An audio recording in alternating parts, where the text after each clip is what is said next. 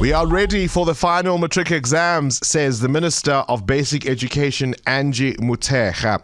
There are those who say schools, of course, should be exempt from load shedding. I mean, what the class of 2022 has had to go through, if you think of the COVID lockdowns, remote learning, online learning, and indeed now the last couple of years with the rolling blackouts we've been living under.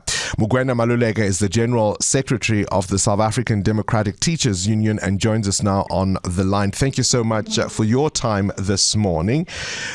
Whilst one understands the sentiment and the intent for calling for schools to be exempt from load shedding, realistically it's not going to happen, is it? Good morning, Baba, and to your listeners. Yeah, it's not going to happen. We have come to accept the reality because we don't live in fantasy.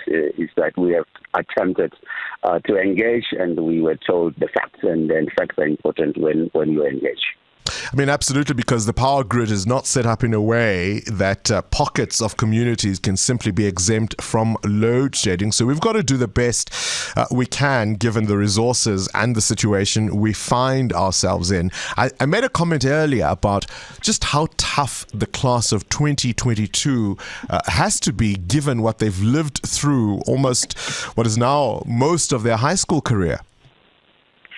I fully agree with you. This is a class that has really been devastated by the rotational attendance of classes 2020 and 2021. For them, 2022 was the first time that they would go full-time into the classes.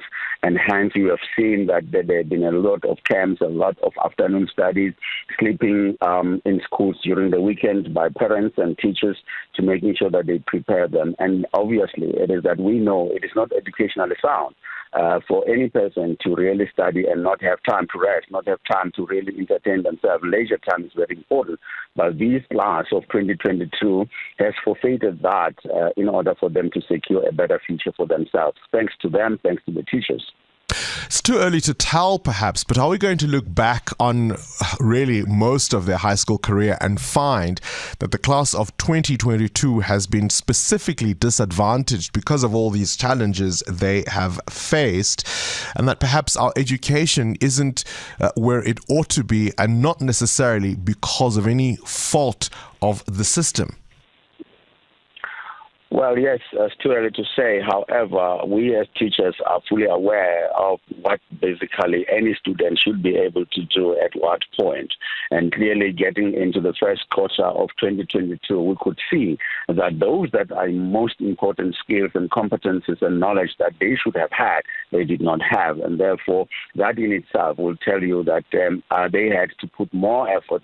And clearly, I always say that in a crisis, leaders tend to emerge. And this is the class of 2022 that we're hoping that they will also do the same as other classes where they have lost a lot of time, have come out surprising everybody and so forth, in terms of quality, not in terms of just mere percentage pass. Are you pushing for backup plans insofar as things like generators? I'm thinking of subjects like ICT or even CAT, where they will obviously need power and electricity.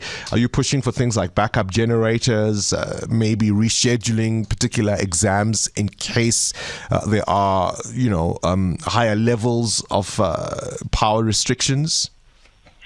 Well, so far, the ICT subjects like your SADTU and the technology have been written in the previous week, where one area was affected in that particular school will then be rescheduled for them to write on the 7th of December.